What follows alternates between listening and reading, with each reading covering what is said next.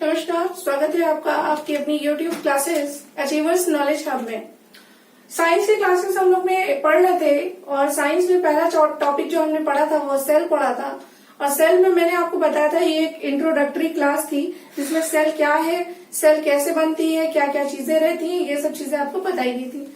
इसके बाद में सेकेंड लेक्चर जो हुआ था आपका वो सेल में कौन कौन से ऑर्गेनल्स पाए जाते हैं, मतलब कौन कौन से अंग पाए जाते हैं, उस पर हुआ था डिस्कशन। ठीक है, आज हम लोग तीसरी क्लास पढ़ेंगे और तीसरी क्लास में एक सबसे इम्पोर्टेंट टॉपिक आता है वो है डीएनए और आरएनए का।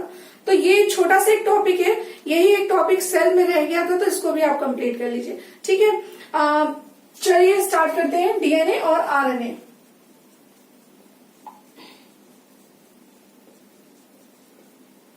चलिए सबसे पहले डिस्कस करते हैं डीएनए। तो डीएनए में सबसे पहले तो आपसे ये पूछता है इसका फुल फॉर्म क्या होता है, तो आप कहेंगे डीऑक्सी राइबोज न्यूक्लिक एसिड। ठीक है, इसके बाद दूसरा पॉइंट आपसे पूछता है इसमें शुगर कौन सी पाई जाती है। देखिए एक चीज समझिए पहले, ये जो डीएनए है तो डीएनए में क्या क्या चीजें पाई जाती हैं तो ये समझते पहले।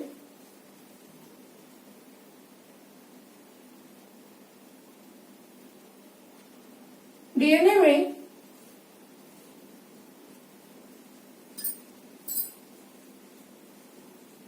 एक तो फास्फोरिक एसिड, दूसरा शुगर, तीसरा नाइट्रोजनस बेसिस पाए जाते हैं। ठीक है, फास्फोरिक एसिड, शुगर और तीसरा नाइट्रोजनस बेसिस पाए जाते हैं। तो सबसे पहले तो आपको ये पता होना चाहिए कि शुगर इसमें कौन सी पाई जाएगी। तो इसमें शुगर पाई जाती है डीऑक्सी राइबोज शुगर। फिर इसमें नाइट्रोजनस बेसिस पूछे जाते हैं तो इसमें 4 नाइट्रोजनस बेसिस पाए जाएंगे।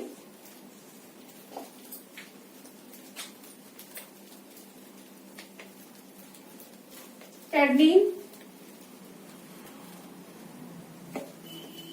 ग्वानिन, साइटोसिन और थाइमिन। ठीक है, तो डीएनए में हम लोगों ने पढ़ा कि डीएनए का फुल फॉर्म क्या होता है, डीऑक्सीराइबोज न्यूक्लिक एसिड होता है। डीएनए में कितनी चीजें पाई जाती है, तो बेसिकली 3 चीजें पाई जाती है, फॉस्फोरिक एसिड और शुगर और नाइट्रोजनस बेसिस। शुगर कौन सी मिलती है, तो इसमें डीऑक्सीराइबोज शुगर पाई जाती है। नाइट्रोजनस बेसिस 4 होते हैं इसमें, कौन कौन से, एडेनिन, ग्वानिन, साइटोसिन और थाइमिन। अब एक चीज ध्यान रखिएगा, ये जो शुगर्स होती हैं, सॉरी ये जो बेसिस होते हैं ये आपस में हाइड्रोजन बॉन्ड से कनेक्ट होते हैं। किससे कनेक्ट होते हैं, हाइड्रोजन बॉन्ड से। तो ये किससे कौन कनेक्ट होगा ये भी ध्यान दीजिएगा। तो एक फॉर्मूला, एक ट्रिक है, ट्रिक क्या है बस याद रखने का तरीका है, आया था चला गया। आया था का ए मतलब एडेनिन, था का मतलब टी मतलब थाइमिन, सी का मतलब चला का मतलब सी और गया का मतलब जी। तो एडेनिन और थाइमिन के बीच में डबल हाइड्रोजन बॉन्ड होंगे, जबकि साइटोसिन ग्वानिन के बीच में ट्रिपल हाइड्रोजन बॉन्ड होंगे। तो ये जो आप बॉन्डिंग्स देख रहे हैं इनको हम कहते हैं हाइड्रोजन बॉन्ड्स। मतलब ये किससे कनेक्ट होते हैं, हाइड्रोजन बॉन्ड से कनेक्ट होते हैं। ठीक है, आप लोग इतने का स्क्रीनशॉट ले लीजिए फिर मैं आगे बताती हूँ। ठीक है, तो यहाँ पर डीएनए के बारे में हम लोग कुछ पॉइंट समझते हैं, डीएनए स्ट्रक्चर की बात करते हैं। ठीक है, तो देखिए 2 वैज्ञानिक थे जिनका नाम था वॉटसन और क्रिक। इन्होंने डीएनए का डबल हेलिकल मॉडल दिया। डबल हेलिकल मॉडल का मतलब समझिएगा, ये एक फ्रेगमेंट है, ये दूसरा फ्रेगमेंट है। ठीक है,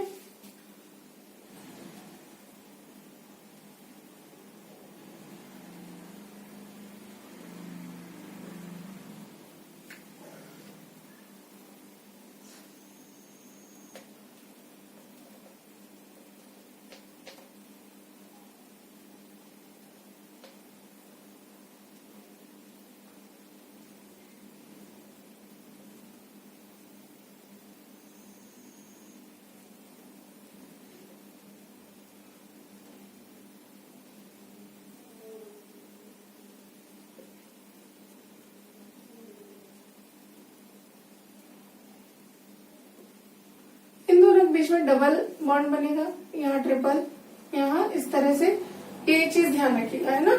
तो अब यहाँ पर कुछ पॉइंट्स आपको समझने हैं। जहां से ये डीएनए एक टर्न लेगा, ये जहां से एक फोल्ड लेगा, यहां पर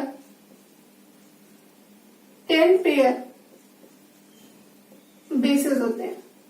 कितने होते हैं? 10 पेयर बेसेस होते हैं, ठीक है।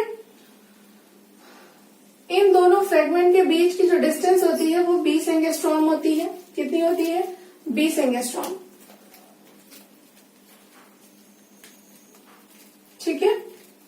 तो ये चीज आप ध्यान रखिएगा, 10 पेयर बेसेस होते हैं और 20 एंगस्ट्रॉम डिस्टेंस होती है इन दोनों फ्रेगमेंट के बीच की, ठीक।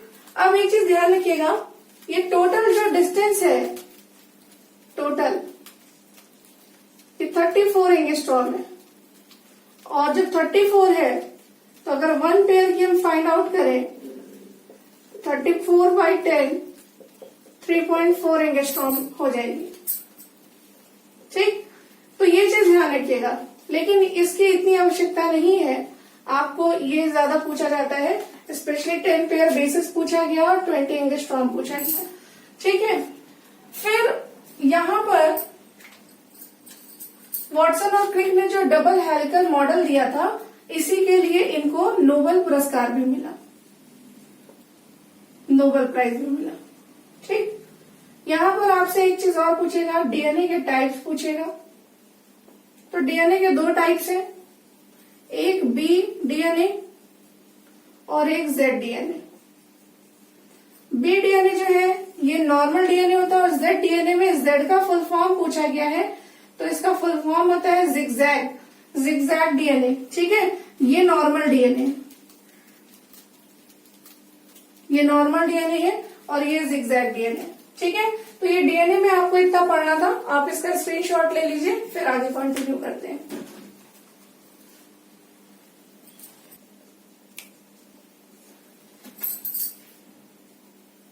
आरएनए, ठीक है। सबसे पहला इसमें क्वेश्चन आपसे बनता है आरएनए का फुल फॉर्म, तो राइबो न्यूक्लिक एसिड, ठीक है। जैसे हमने डीएनए में पढ़ा था कि डीएनए में 3 चीजें होती हैं, तो आरएनए में भी 3 चीजें होती हैं, फॉस्फोरिक एसिड, नाइट्रोजनस बेसिस और आपका शुगर। अब आपसे आरएनए में पूछी जाएगी शुगर कौन सी होती है, तो आरएनए में शुगर होती है राइबोज,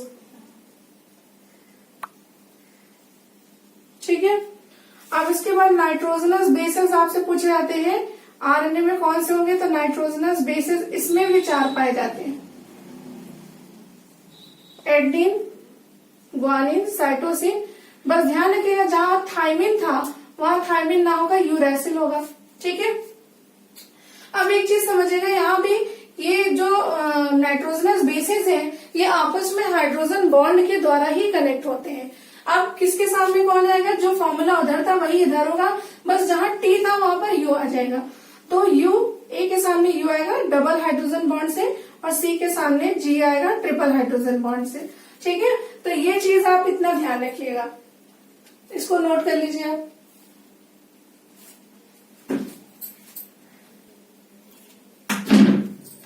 अब यहाँ पर एक चीज समझिएगा, आरएनए के टाइप्स भी आपसे पूछेगा। तो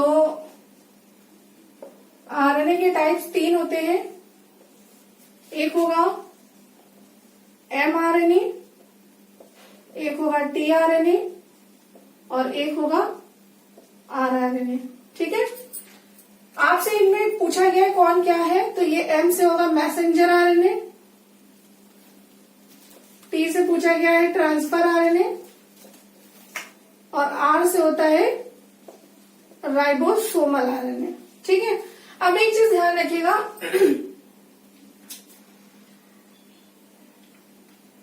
आपसे यहां पर एक क्वेश्चन और पूछता है कि इसकी डिस्कवरी किसने की थी, आरएनए ने, आरएनए की, तो वॉटसन और अर्ग ने की थी। वॉटसन और अर्ग ने इसकी डिस्कवरी की थी, ठीक है। और दूसरी चीज है, ये कैसा होता है, जैसे डीएनए डबल हेलिकल था तो ये सिंगल स्ट्रैंडेड होगा, यानी सिंगल हेलिकल होगा, सिंगल स्ट्रैंडेड होता है, यानी एक कुंडलीय होता है और ये अपवाद में डबल स्टैंडर्ड होता है।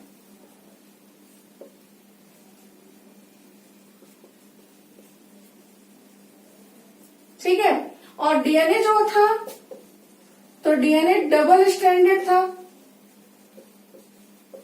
डीएनए डबल स्टैंडर्ड था, लेकिन ये अपवाद में सिंगल स्टैंडर्ड था।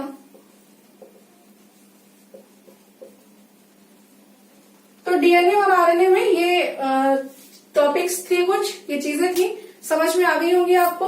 और ये इसके साथ में ही आपका सेल चैप्टर कंप्लीट हो गया। ठीक है, सेल चैप्टर कंप्लीट होने के बाद में आप लोगों को सेल टॉपिक से रिलेटेड एक शीट दे दी जाएगी, उसके आंसर्स आप लोग सेंड कर दीजिएगा। और इसके बाद में कल हम लोग नेक्स्ट टॉपिक सेकंड चैप्टर इस पे शुरू करेंगे, न्यूट्रिशन यानी कि पोषण। ओके, तो कल मिलते हैं, टेक केयर, गुड बाय।